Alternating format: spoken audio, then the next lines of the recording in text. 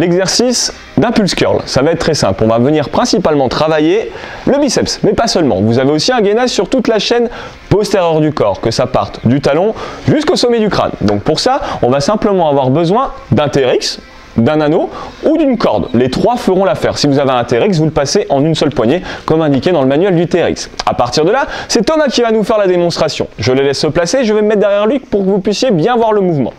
Vous mettez tout le poids de corps sur les pieds. Vous aspirez le nombril, vous gainez complètement et vous fléchissez légèrement les jambes pour ne pas compenser avec le bassin, c'est-à-dire que le bassin ne parte pas en avant. À partir de là, vous placez votre paume de main vers le plafond.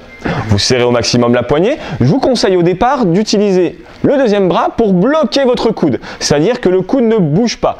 Comme je vous l'ai dit, la seule partie mobile de l'exercice, ça va être votre coude. Tout le reste du corps est parfaitement immobile. À partir de là, vous allez contracter le biceps, forcer pour amener la poignée au niveau du visage. Vous voyez, au final, la poignée ne bouge pas. C'est l'ensemble du corps qui bouge et qui vient se rapprocher de la poignée.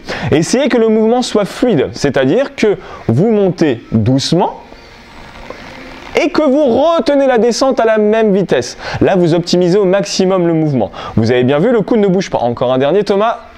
Le coude ne bouge pas, c'est le corps qui se rapproche de la poignée et on relâche. Vous avez différents niveaux. Si vous voulez augmenter la difficulté de l'exercice, ça va être très simple. Vous allez venir rapprocher les pieds de la porte. Vous augmentez le bras de levier, vous voyez l'inclinaison est beaucoup plus difficile. Le poids de corps va être beaucoup plus lourd et vous allez avoir une plus grande difficulté à faire le mouvement. On y va, Thomas ? Parfait. Et à l'inverse, si vous voulez faciliter l'exercice, vous reculez les pieds en arrière de la poignée et là l'exercice va se rendre beaucoup plus simple. On y va ? Parfait, nickel.